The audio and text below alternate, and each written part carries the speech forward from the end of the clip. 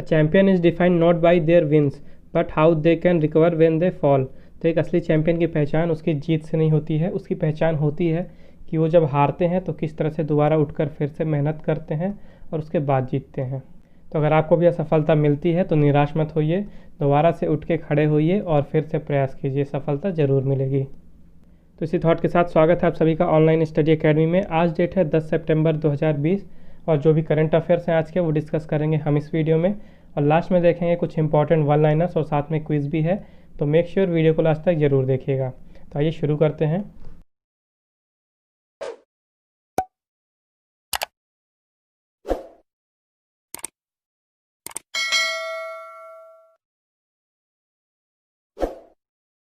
सबसे पहले शुरुआत करेंगे कल के वीडियो के कुछ रिवीजन से।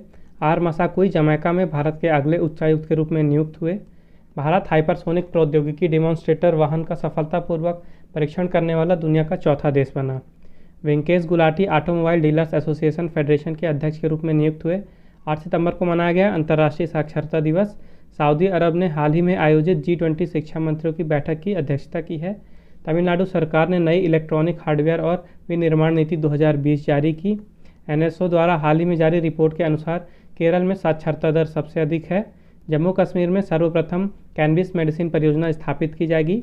उपभोक्ता संरक्षण अधिनियम 2019 के तहत भारत सरकार ने विज्ञापनों पर दिशा निर्देश जारी किए हैं।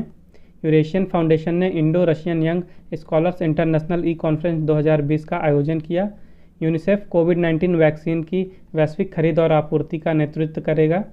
और रामचंद्र गुहा जी ने द कॉमनवेल्थ ऑफ क्रिकेट नामक पुस्तक लिखी। तो ये मूव करते हैं आज के क्वेश्चंस की तरफ। तो आज का पहला क्वेश्चन है, which organisation has released levels and trends in child mortality report. किस संगठन ने levels and trends in child mortality report जारी की है। तो अभी हाल ही में UN यानी कि यूनाइटेड नेशंस ने levels and trends in child mortality report जारी की है। तो इस चाइल्ड मोर्टेलिटी रिपोर्ट में जो नए न्यूबॉर्न चाइल्ड्स होते हैं जिनकी एज 0 से 5 साल के बीच में होती है और उनकी डेथ हो जाती है, तो ऐसे चिल्ड्रंस को कवर किया जाता है। तो इस रिपोर्ट के अनुसार 1990 से लेकर 2019 के बीच में भारत में चाइल्ड मोर्टेलिटी रेट में काफ़ी गिरावट आई है। 1990 में भारत में जो चाइल्ड मोर्टेलिटी का रेट था वो था 126, यानी 1000 नए जन्मे बच्चों में 126 बच्चों की डेथ हो रही थी 0 से 5 साल के बीच के एज में। और 2019 में वही चेंज होकर अब हो गई है 34, यानी अब 1000 न्यूबॉर्न बच्चों में 34 चिल्ड्रंस की डेथ हो रही है। तो जो रेट है उसमें काफ़ी गिरावट आई है।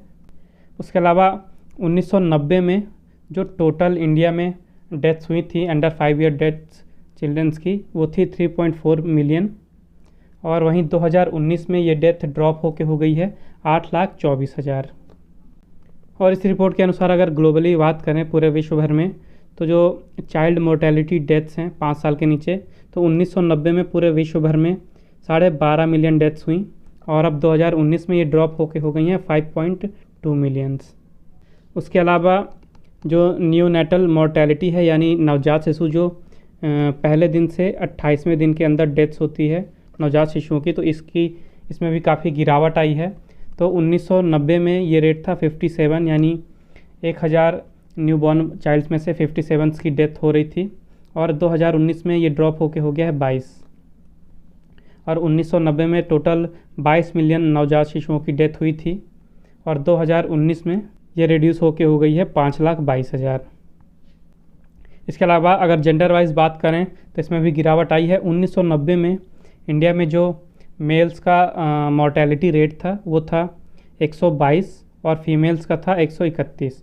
और 2019 में ये ड्रॉप होके हो गया मेल्स के लिए 34 और फीमेल्स के लिए 35। और जो यूनाइटेड नेशन है जिसने ये रिपोर्ट जारी की है, ये एक इंटर गवर्नमेंटल ऑर्गेनाइजेशन है जिसका मकसद है पूरी दुनिया भर में सिक्योरिटी फैलाना, शांति फैलाना और जो भी कंट्रीज़ हैं उनके बीच फ्रेंडली रिलेशन को बढ़ाना। तो यूनाइटेड नेशन की स्थापना हुई थी 1945 में। यहाँ के सेक्रेटरी जनरल हैं अभी एंटोनियो गुटेरेस। हेडक्वार्टर है इसका न्यूयॉर्क USA में। और यहाँ मेंबरशिप में अभी टोटल 193 कंट्रीज़ मेंबर्स हैं और 2 ऑब्जर्वर स्टेट्स हैं। नेक्स्ट क्वेश्चन है, how many PSUs will join international solar alliance for sustainable climate action. कितने PSU सतत जलवायु कार्रवाई के लिए अंतर्राष्ट्रीय सौर गठबंधन में शामिल होंगे। तो जो मिनिस्ट्री ऑफ पेट्रोलियम और नेचुरल गैस है उसके अंडर की 5 PSU यानी पब्लिक सेक्टर अंडरटेकिंग्स ने डिसाइड किया है कि वो international solar alliance for sustainable climate action को ज्वाइन करेंगे। तो इसका राइट आंसर है थर्ड, 5 PSU। ओके, तो पेट्रोलियम और natural gas minister Dharmendra Pradhan जी ने अनाउंसमेंट किया है कि जो पेट्रोलियम और नेचुरल गैस मिनिस्ट्री के अंडर में 5 PSU हैं ये ज्वाइन करेंगी international solar alliance coalition for sustainable climate action. और ये 5 PSU हैं Indian oil corporation limited, oil and natural gas corporation limited, Bharat petroleum corporation limited, Hindustan petroleum corporation limited और गेल India limited. और ये जो पांचों PSU हैं ये फोकस करेंगी क्लीन एनर्जी के सेक्टर में, और इन कंपनीज़ में जो सोलर पैनल हैं उन्हें डेवलप किया जाएगा। कोशिश की जाएगी कि जो ये PSUs हैं इनको पूरी तरह से सोलर एनर्जी पे रन किया जाए। और जो भी टोटल इंस्टॉल्ड सोलर कैपेसिटी है इन PSU में वो है 270 मेगावाट की, और आने वाले सालों में 60 मेगावाट और भी ऐड किए जाने हैं इन PSU में। और गवर्नमेंट का टारगेट है कि जो आने वाले 5 साल हैं उसमें लगभग जो 50% फ्यूल स्टेशन हैं जो इन PSUs के हैं उनको पूरी तरह से सोलराइज़ किया जाएगा। और 2019 में जो इंडियन ऑयल के फ्यूल स्टेशन हैं तो 5000 फ्यूल स्टेशन को पूरी तरह से सोलराइज़ कर दिया गया है। तो अभी हाल ही में 8 सितंबर 2020 को सबसे पहली इंटरनेशनल सोलर अलायंस का समिट हुआ इस बार, और इस मीटिंग में कुछ एजेंडा रखे गए। तो जो 8 इनिशिएटिव रखे गए इस समिट के अंडर में वो था जो भी सोलर फोटोवोल्टिक टेक्नीशियन हैं उनके लिए स्किल डेवलपमेंट इनिशिएट करना। दूसरा था ISA केयर को इनिशिएट करना। उसके बाद जो भी स्मॉल आइलैंड हैं या कोई भी डेवलपिंग स्टेट है या कोई भी काफ़ी कम डेवलप्ड कंट्री है तो उनके लिए अंडर ग्रेजुएट प्रोग्राम लाना। उसके बाद 47 मिलियन हाउस होल्ड को सोलर पार्क के द्वारा एनर्जी प्रोवाइड कराना। उसके अलावा जो भी सोलर किट और वेंटिलेटर बनाते हैं मैन्युफैक्चरर्स उनके लिए एडवाइजरी जारी करना। उसके अलावा 20 गीगावाट के सोलर पार्क को डेवलप करने के लिए एक्शन प्लान, और सोलर को बैंकेबल बनाने के लिए सोलर एनर्जी को उसके लिए भी कुछ कदम उठाए जाएंगे। उसके अलावा जो ISA है यानी इंटरनेशनल सोलर अलायंस उसके लिए एक नई वेबसाइट लॉन्च करना। तो ये जो इंटरनेशनल सोलर अलायंस है इसको इनिशिएट किया गया था भारत की तरफ से। जो पेरिस में क्लाइमेट चेंज कॉन्फ्रेंस हुई थी वहाँ पे इसका सजेशन दिया गया था, और फिलहाल ISA में 121 कंट्रीज़ हैं जो कि काम कर रही हैं सोलर पावर के ऊपर और क्लीन एनर्जी को प्रमोट कर रही हैं। और इस अलायंस का मेन ऑब्जेक्टिव है 1000 गीगावाट की सोलर एनर्जी को जनरेट करना और 1000 बिलियन US की सोलर एनर्जी को मोबिलाइज़ करना 2030 तक। तभी 8 तारीख को ही इंटरनेशनल सोलर अलायंस की सबसे पहली वर्ल्ड सोलर टेक्नोलॉजी समिट हुई है और इसे होस्ट किया है भारत ने, और ये सारी अनाउंसमेंट इसी समिट के दौरान की गई हैं। और जो गवर्नमेंट ऑफ इंडिया है वो ISA का हेडक्वार्टर बनाने के लिए गुरुग्राम में 5 एकड़ का ज़मीन उन्होंने लेके रखा है, लोकेट करके रखा है, और उसके लिए उसके इंफ्रास्ट्रक्चर को डेवलप करने के लिए 160 करोड़ रुपए का बजट भी रिलीज़ कर दिया गया है। नेक्स्ट क्वेश्चन है, who has been appointed as trade envoy to India by Australian government. ऑस्ट्रेलियाई सरकार द्वारा भारत में व्यापार दूत के रूप में किसे नियुक्त किया गया है। तभी हाल ही में मैथ्यू हैडन जो कि ऑस्ट्रेलिया के पूर्व क्रिकेटर हैं, और लीजा सिंह जो कि एक भारतीय मूल की पॉलिटिशियन है ऑस्ट्रेलिया में, तो इन दोनों को ही ऑस्ट्रेलिया सरकार द्वारा इंडिया में ट्रेड इनवॉय के रूप में नियुक्त किया गया है। ऑस्ट्रेलिया इंडिया काउंसिल, और इसका काम होगा जो ऑस्ट्रेलिया और इंडिया है इन दोनों के बीच इकोनॉमिक पॉलिसी बनाना और दोनों कंट्री के बीच में ट्रेड को बढ़ाना। और इसी काउंसिल के जो चेयरमैन के तौर पर नियुक्त किया गया है अशोक जैकब को, और जो मैथ्यू हैडन हैं और लीजा सिंह हैं इन दोनों को as a trade envoy appoint किया गया है। तो मैथ्यू हैडन ऑस्ट्रेलिया के पूर्व इंटरनेशनल क्रिकेटर हैं जिन्होंने ऑस्ट्रेलिया के लिए 103 टेस्ट मैचेस खेले हैं और 161 वनडे इंटरनेशनल भी खेले हैं। और ये जो लीजा सिंह है ये भारतीय मूल की पॉलिटिशियन है ऑस्ट्रेलिया में। इन्होंने तस्मानिया को रिप्रेजेंट किया है फेडरल सेनेट में 2010 से 2019 तक, और इसके अलावा इन्हें प्रवासी भारतीय सम्मान अवार्ड भी मिल चुका है भारत सरकार के द्वारा। तो ऑस्ट्रेलिया की बात करें तो यहाँ की कैपिटल है कैनबेरा, करेंसी है ऑस्ट्रेलियन डॉलर, और प्राइम मिनिस्टर हैं स्कॉट मॉरिसन। नेक्स्ट क्वेश्चन है, who has inaugurated organic food processing unit in Uttar Pradesh. Uttar Pradesh में जैविक खाद्य प्रसंस्करण इकाई का उद्घाटन किसने किया। तभी हाल ही में हरसिमरत कौर बादल जी ने उत्तर प्रदेश में ऑर्गेनिक फूड प्रोसेसिंग यूनिट का उद्घाटन किया है। तो जो श्रीमती हरसिमरत कौर बादल जी हैं वो यूनियन मिनिस्टर हैं फूड प्रोसेसिंग इंडस्ट्रीज़ की, और उन्होंने ही इनॉग्रेशन किया है इस ऑर्गेनिक फूड प्रोसेसिंग यूनिट का उत्तर प्रदेश में। इस यूनिट का नाम दिया गया है organic India private limited. Okay, organic India private limited. और इसके इनॉग्रेशन के साथ ही इस फूड प्रोसेसिंग यूनिट से लगभग 5000 फार्मर्स को बेनिफिट मिलेगा, और इसमें लगभग 50.33 करोड़ रुपए का इन्वेस्ट आने की संभावना है, और इससे लगभग 100 लोगों को डायरेक्टली एम्प्लॉयमेंट मिलेगा। उसके अलावा 250 लोगों को इनडायरेक्टली एम्प्लॉयमेंट मिलेगा। और ऑर्गेनिक इंडिया प्राइवेट लिमिटेड को सेटअप करने के लिए जो टोटल कॉस्ट आया है वो है 55.13 करोड़ रुपए, और इसकी प्रोसेसिंग कैपेसिटी है लगभग 3 मेट्रिक टन पर डे की, और इसे सेटअप किया गया है उत्तर प्रदेश में। तो उत्तर प्रदेश के चीफ मिनिस्टर हैं योगी आदित्यनाथ, गवर्नर हैं आनंदीबेन पटेल, और कैपिटल है लखनऊ। नेक्स्ट क्वेश्चन है, who has been conferred with the prestigious Indira Gandhi peace prize 2019।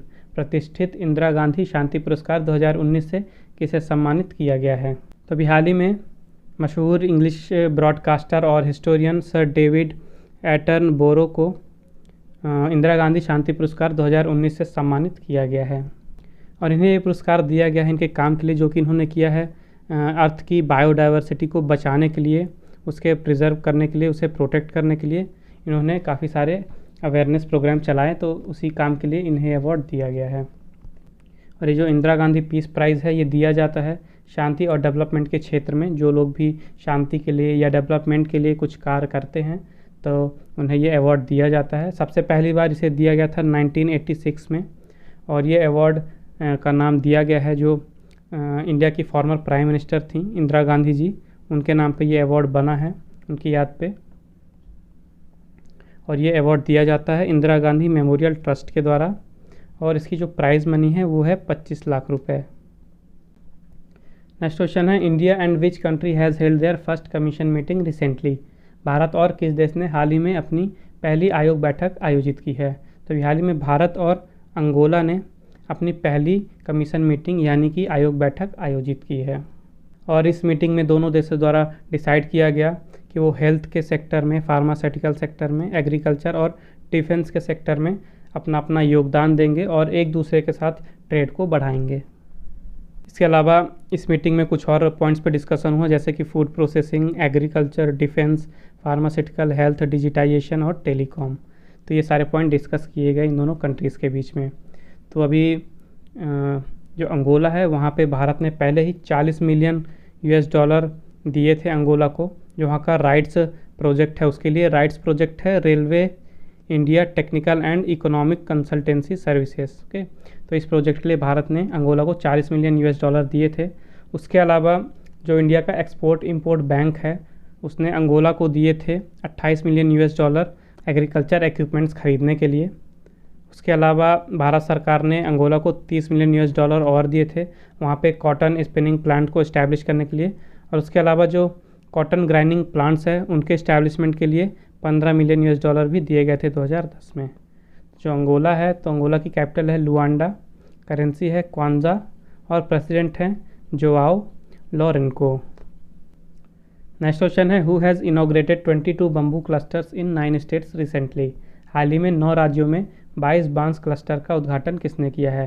तभी हाल ही में minister of agriculture and farmers welfare Narendra Singh Tomar ji ने 9 राज्यों में 22 बांस क्लस्टर का उद्घाटन किया है। और ये 9 राज्य हैं गुजरात, मध्य प्रदेश, महाराष्ट्र, ओडिशा, असम, नागालैंड, त्रिपुरा, उत्तराखंड, कर्नाटका। और इस क्लस्टर बेस्ड अप्रोच को यूज़ किया गया है जो बम्बू होता है तो बम्बू के एक्सपोर्ट को प्रमोट करने के लिए। तो ये अलग अलग बम्बू से जो प्रोडक्ट्स बनते हैं उनको बनाएंगे और डोमेस्टिक या नेशनल या इंटरनेशनल मार्केट में उन्हें बेचा जाएगा। तो इससे जो बम्बू का क्षेत्र है, बांस का क्षेत्र है, वहाँ पे आत्मनिर्भरता बढ़ेगी।